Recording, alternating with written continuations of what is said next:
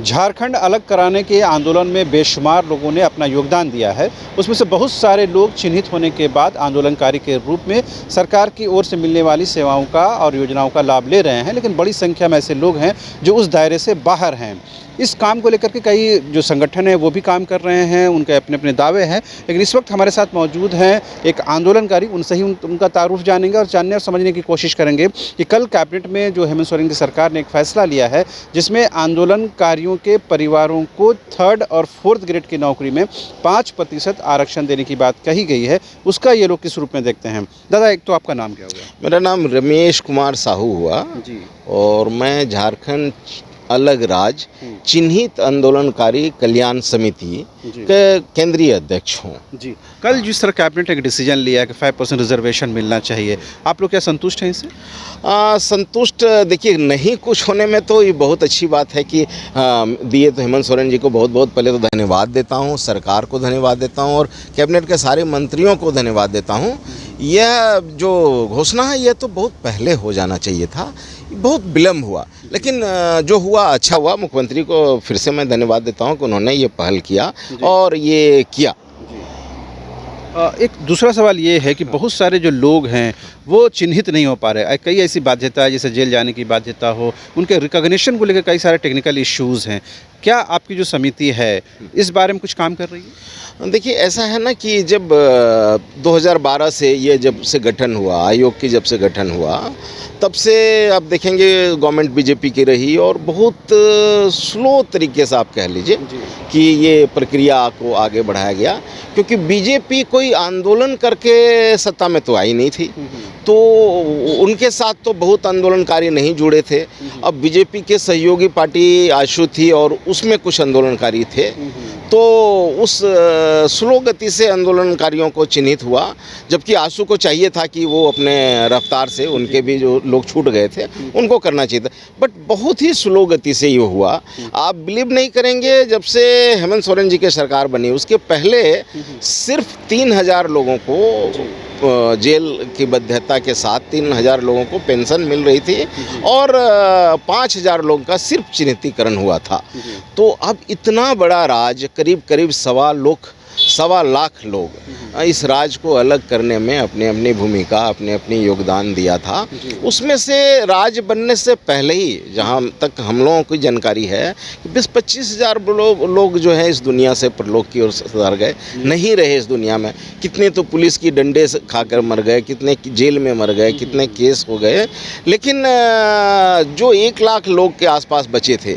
अब बताइए, अब 23 वर्ष हो गया, एक बच्चा जवान हो जाता है, वो नौकरी करने के लिए, वोट देने के लिए इंटाइटल हो जाता है, नौकरी करने के लिए इंटाइटल हो जाता है, एमएलए बनने के लिए इंटाइटल हो जाता है, लेकिन आज तक दुर्भाग्य देखिए ना कि आज भी अगर मैं कह लूँ तो मुझे नहीं लगता है कि 15,000 से ज़्यादा चिन्हितीकरण हुआ है। लेकिन हाँ, हेमंत सोरेन जी की सरकार आने के बाद स्पीड हुई है और पिछले 6 महीना में तो काफ़ी स्पीड से ये कार्य को बढ़ाया जा रहा है। एक ये भी सवाल है कि इस काम में आंदोलनकारियों की पहचान को, उनको मोबिलाइज करने को लेकर के, उनको एक मंच देने को लेकर के कई सारे संगठन काम कर रहे हैं, उसमें से आपका भी एक संगठन है। तो तमाम लोग एक मंच पर आकर के इस काम को करते तो ज़्यादा बेहतर होता। जैसा कि आप भी जानते हैं कि ये राज्य मिला है तो कहीं न कहीं बहुत लोगों का बलिदान से मिला है और झारखंड मुक्ति मोर्चा का सबसे बड़ा रोल रहा है, क्योंकि आजसू भी जो थी, शहीद निर्मल महतो जी ने गठन किया था, ये आजसू जेएमएम का विंग था, ये सभी लोग जानते हैं।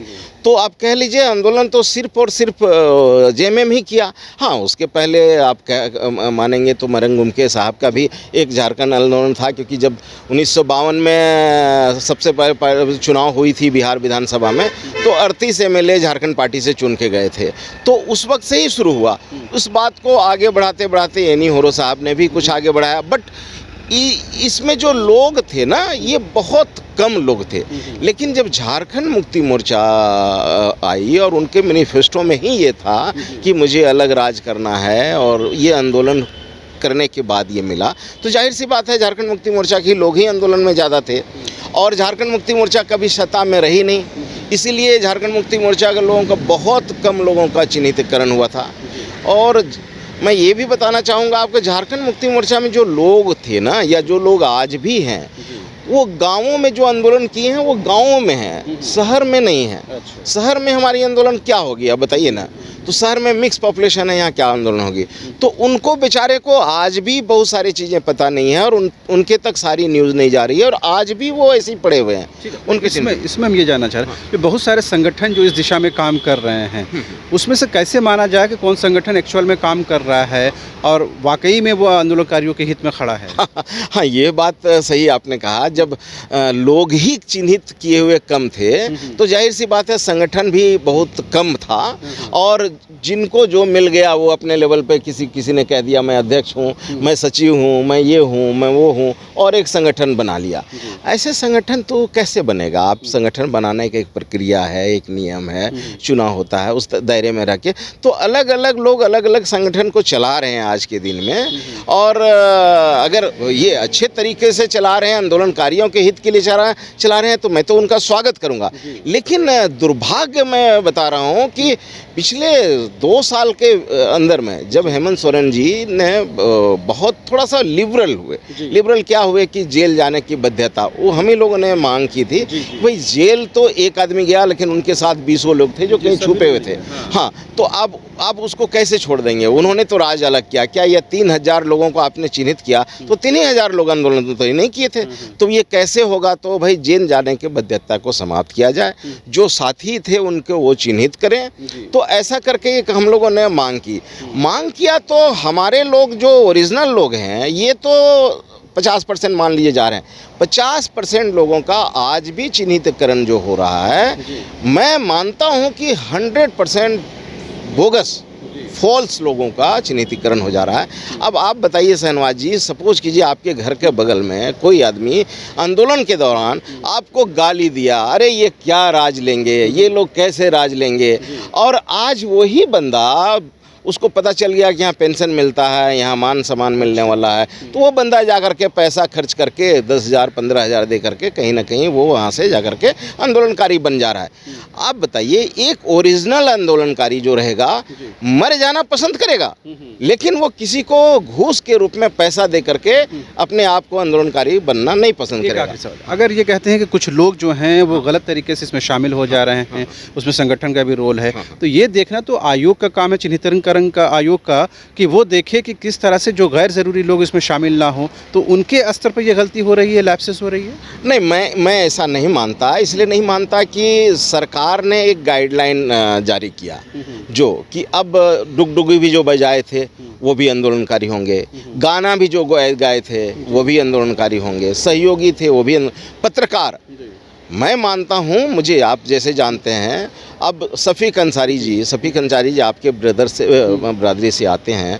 शफीक अंसारी जी के बारे में शायद बहुत कम लोग बहुत कम बातें इसको जानते हैं। जब झारखंड मुक्ति मोर्चा की कार्यालय ज्ञान रंजन जी की यहाँ चलती थी, तब से शफीक अंसारी जी पार्टी से जुड़े रहे और आप बिलीव नहीं करेंगे, रांची शहर में किसी दीवार के ऊपर झारखंड मुक्ति मोर्चा का लेखन करने के लिए लोग नहीं देते थे। शफीक अंसारी जी रात को 12:30 बजे से सुबह का 3 बजे तक रिक्शा में लेकर के निकलते थे और दीवार का लेखन करवाते थे। अब बताइए, दुर्भाग्य है कि आज तक शफीक अंसारी जी चिन्हित आंदोलनकारी नहीं है। तो खैर अगर आयोग के स्तर पर इस पर फिल्टर हो जाए तो वहाँ पर गलतियाँ सुधारी जा सकती हैं। हाँ, सुधारी जा सकती है। तो इसीलिए अभी हेमंत सोरेन जी मुख्यमंत्री जी ने थोड़ा सा उनको लिबरल किया। जैसे ही लिबरल किया, आप आए दिन मीडिया में अखबारों में देख रहे होंगे, यहाँ पे कोई संगठन आज मसाल जुलूस निकाल रहा है, तो आज बंदी कॉल कर रहा है, आज वो कर रहा है, तो कहीं गाँवों से 20 लोगों को लेकर आ जा रहा है। तो ये लोगों को कहीं ना कहीं पैसे का मोबिलाइजेशन करके और उनको ये लालच करके कि जब मैं आपको आंदोलनकारी बना दूंगा, तो जब से आयोग का गठन हुआ 2015 से अभी तक का एरियर मैं 9 लाख 10 लाख रुपया दिला दूंगा। आप बताइए, आपको भी कोई बोल देगा कि 9 लाख 10 लाख रुपया एरियर दिला दूंगा, आप 20,000 रुपया खर्चा कर दीजिए और चलिए मैं आपको आंदोलनकारी बना देता हूँ। इस तरह का काम जो आयोग के संज्ञान में ये सब मामले हैं कि नहीं? हम लोगों ने भी दिया है और आयोग का संज्ञान में है। और हम लोगों ने जो संगठन बनाया है, झारखंड अलग राज्य चिन्हित आंदोलनकारी कल्याण समिति, हम कल्याण के लिए बनाए हैं, हम इसके लिए नहीं बनाए हैं। और ये समिति आने वाले दिनों में इसका विरोध करेगी और सरकार से भी निवेदन करेगी कि आप इसका स्क्रूटनी कीजिए। ठीक, हाँ। तो आपने सुना किस तरह से एक आंदोलनकारी ने उन तमाम सवालों का जवाब देने की कोशिश की जो कहीं न कहीं आंदोलनकारियों के हित से जुड़े हुए हैं। ख़ास करके जो इस तरह के संगठन बने हुए हैं जिस पर ये आरोप है कि वो गलत तरीके से लोगों को उस चिन्हितीकरण में शामिल करके लाभ दिलाने की कोशिश कर रहे हैं, जिसका विरोध होना चाहिए। बहरहाल अब देखने वाली बात ये होती है कि चिन्हितीकरण आयोग की ओर से क्या फ़िल्टर किया जाता है उन आवेदनों को लेकर के जो इस दायरे में आते हैं। उम्मीद की जानी चाहिए कि झारखंड की हेमंत सोरेन सरकार द्वारा जो झारखंड के एक्चुअल आंदोलनकारी हैं उनके हित को लेकर के जल्द से जल्द निर्णय लिए जाएंगे। वैसे कल ही कैबिनेट की बैठक में उनके आश्रितों को 5% थर्ड और फोर्थ ग्रेड की नौकरी में आरक्षण देने की बात कही गई है। वैसे इन लोगों की मांग 10% की थी। कैमरामैन विकास के साथ रांची से शहनवाज।